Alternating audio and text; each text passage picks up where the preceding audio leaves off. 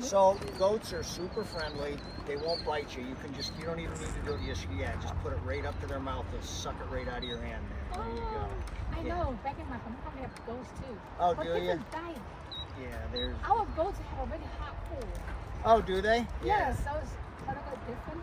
Yeah, these guys are really friendly. Oh, I really love them. Look at that. I'm sorry. I am sorry. There you go. Oh, can I pet you? Oh. How about later? Later I'll feed you more, okay? Oh, look at this bear.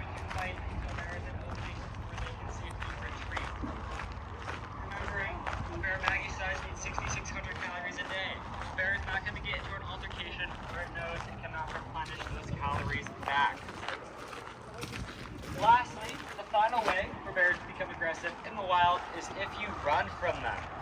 The average bear, or the average fit human, can run 10 to 15 miles per hour, with the fastest human alive being Usain Bolt, being able to run 27 miles per hour for only 2 seconds.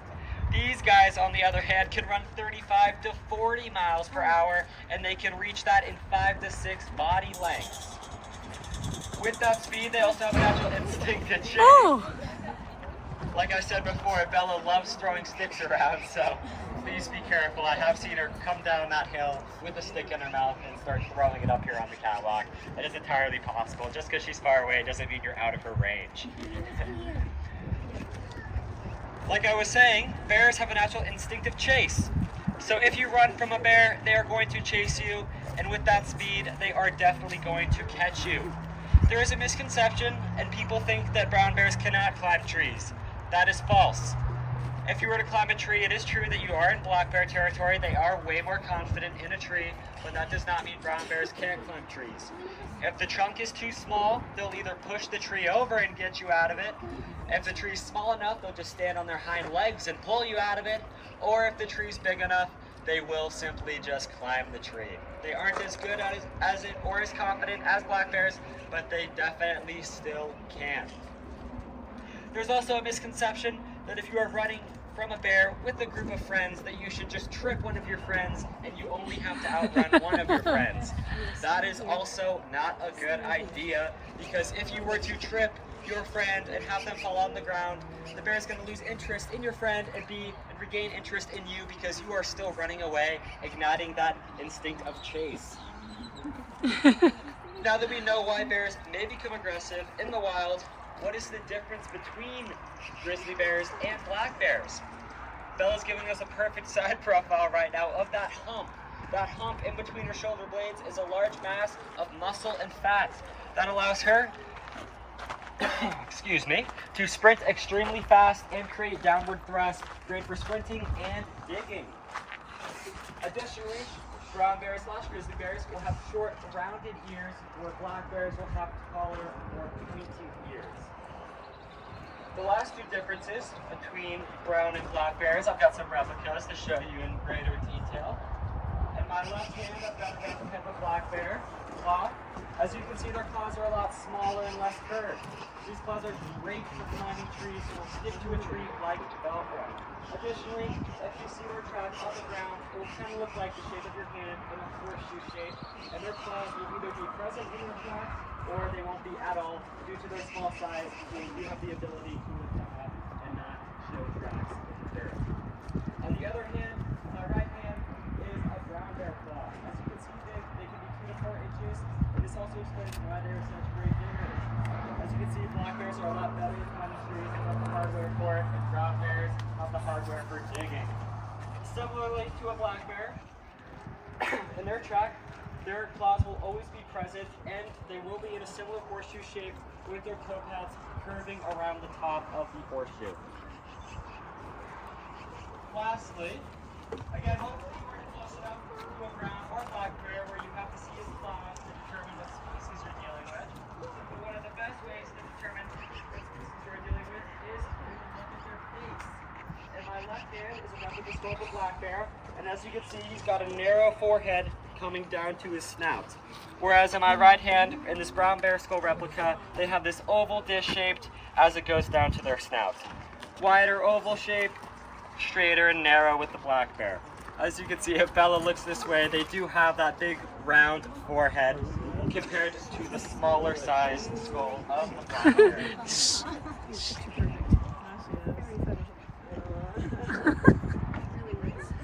Swimming. He's exercising. Oh, exercising. No idea what to do. Just swimming. Being their size. Now, we base our judgment just off their size because no matter what, any bear in Mother Nature is going to look large to us, and we do not know the age or the diet of that bear. And so we do not want to base our decision just off color. Go off the presence of their hump, their ear shape, and that dish-shaped forehead. Another misconception when identifying bears is their color.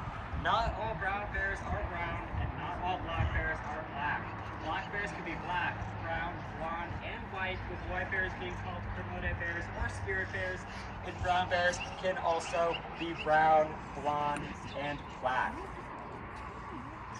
Now that we know how to identify brown and black bears, how do we go about encountering them in the wild? If you were to encounter a black bear from a distance, a simple "hey bear" should suffice, letting him know that you are in the area and again, that you are human. But if that doesn't work, here's what you're going to want to do. Bears have vision similar to our own. They are nearsighted, so we want to make ourselves appear as large as possible. We want to put our hands in the air, making ourselves appear as large as possible. If we're wearing a jacket, undo the zipper, let the flaps out. With that nearsightedness, we're going to look larger than them, and a black bear is not going to want to fight us. If we make close contact with a black bear, we want to fight back. We want to go for the most sensitive parts of their body, their eyes and their nose, and we want to use anything at our disposal. Rocks, sticks, dirt, anything you can get your hands on, you're going to want to use when making close contact with a black bear specifically.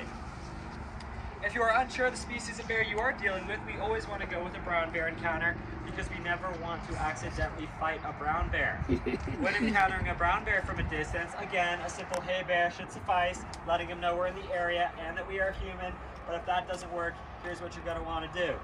Differently to a black bear, we want to turn our heads completely away from a brown bear.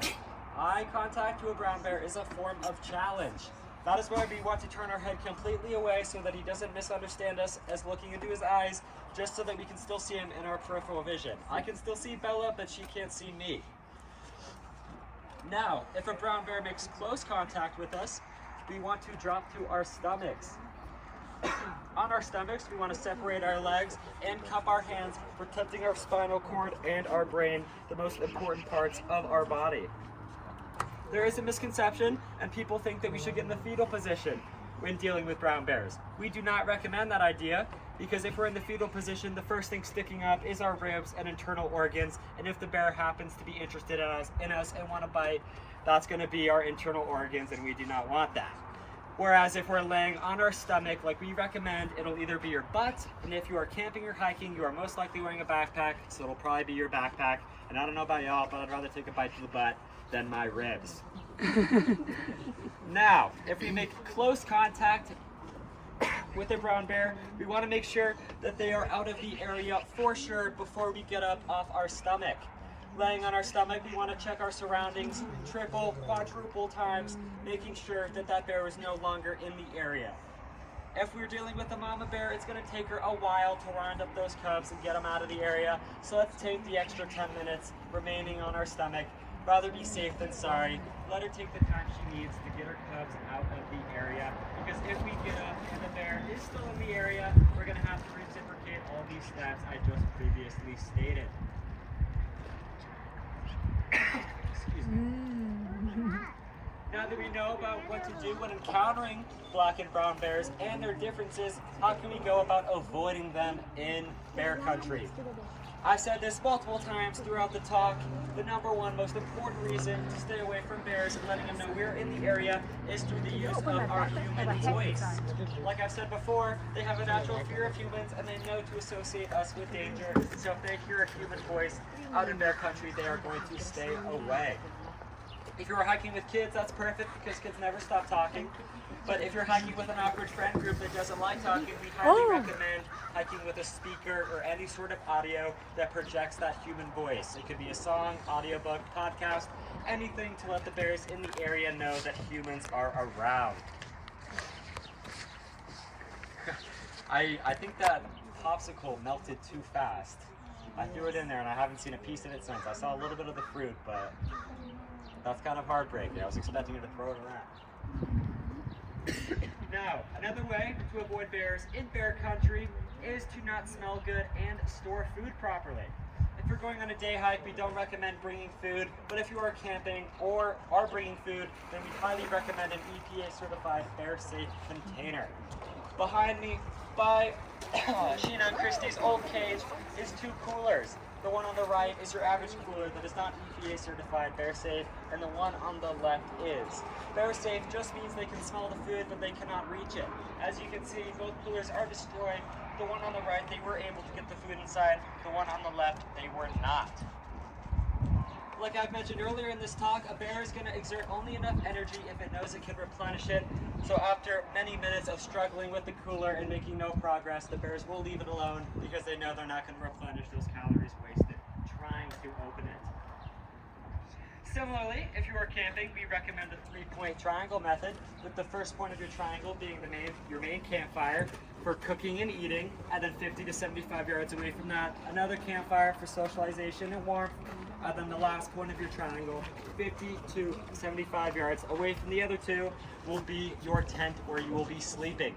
We also highly recommend taking the clothes that you cooked and ate with, taking them off and leaving them at the campfire where you ate, just so you don't track any of those good smelling scents back to where you are sleeping. Just in case the bear happens to enter your campsite, he will check out the campfire where you socialized and cooked your dinner at, because there are a lot more appetizing scents there before, if at all, coming to where you are sleeping. Additionally, if you are storing food in a tree out in here in Montana, the largest bear you will encounter will be around 7 feet tall with a wingspan of around 4 feet. So we recommend hanging your food up 10 feet off the ground and 6 feet away from the trunk. Another way to avoid bears in bear country. Bella, come here. She might want to go out a little early today. If we're lucky today, we'll see one of her signature poses as she's walking up to that rock on her left. I call that Bella's Rock. She will sit and rest her head on it and watch the highway, or she will sit behind it like a human table and eat snacks off the top of it. I did put some trail mix up there not too long ago. Hopefully the birds didn't get it, so we might get lucky. Bella also likes chasing the magpies and the birds around the habitat very playfully, depending on her mood. So if we get lucky today, hopefully we will see that as well. Additionally, these bears have an incredible sense of smell. Their sense of smell is 7 times stronger than a bloodhound. They can smell through 3 feet of solid ground and 4 to 6 feet of snow and water. If I was to hold a raisin up to my nose, I could only smell it an inch or 2 away. If I put that same raisin up on that mountain over there, approximately 3 miles away, they would be able to smell it. Bella, come here, girl. She smells the dinner's being made. Oh, it's gone away. Additionally, when you guys pulled up in the parking lot today, all the bears here at the sanctuary could tell the last meal you ate, if you brushed your teeth, the conditioner you used, down to the gum wrapper in your pocket. Some studies also say that these bears have the strongest sense of smell of all land mammals currently on Earth. Another way to avoid bears in bear country is to hike in groups. Most bear encounters happen in solos or in pairs, so we recommend hiking in groups with the tallest people in the front and back of your group and the shortest people in the middle. Like I said earlier, bears are nearsighted, and if they see a large group of people, they're not going to be able to make out individuals. It is just going to look like a large animal, and they're not going to risk getting into an altercation where they cannot replenish those calories, so they should leave you alone. Got it. All right, let's go. It's fall down the power. Bears in bear country is through the use of bear spray. Bear I've got an empty inert can over here, so if I point it in your direction, don't be scared. The only thing in here is maybe a little rubbing alcohol. But bear spray is very important, excuse me, in keeping bears away in bear country. We want the public to know that bear spray is a deterrent, not a repellent. I've heard stories of people in Yellowstone lining their families up with their pets and shooting them down thinking it's like bug spray. That is not a good idea. That'll be a short hike and a long trip back to the ER. Bear spray works on anything with a mucous membrane. Elk, bison, coyotes, wolves, anything that you experience out in Mother Nature, including other crazy hikers, can all be affected by bear spray. However, if you do use bear spray on a human, do take it with a grain of salt because consider it warfare. When using bear spray, use it at a 60-degree angle because if the bear is charging you, his head is going to be low to the resistance being affected. Oh wow. Like a missile. As you can see, another train is passing, but I have not seen a train carrying airplanes before. Very cool, actually. I'm gonna wait. This should only launch maybe 1 or 2 more times.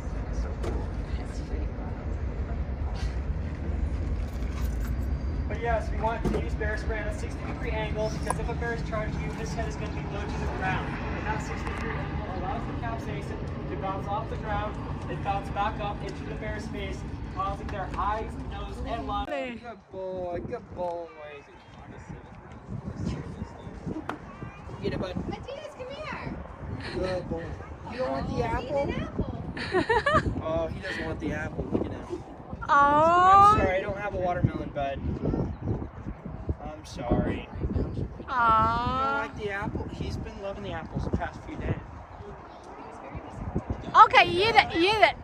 He's like, You got it. Like, if that's all you got, that's good. it's also very cold. It was in the freezer. Here, let it warm up, bud.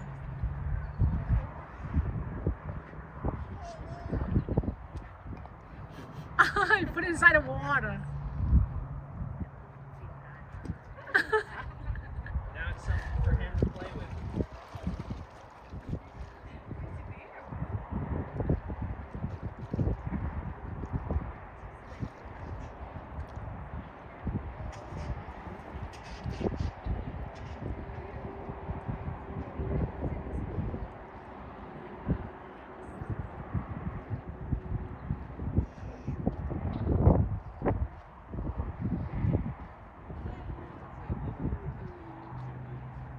Those are ground squirrels or prairie dogs, depending on where you're from in the United States. They burrow their natural around here. Those things are a pest to us, and they're a pest to bears too. Max will chase them. He's bouncing them. Bears will chase them and kill them if they can. But they started out in the hills around here, and they started burrowing down the fence, and then they got behind the enclosure, and then they got under the enclosure, and now they're out there.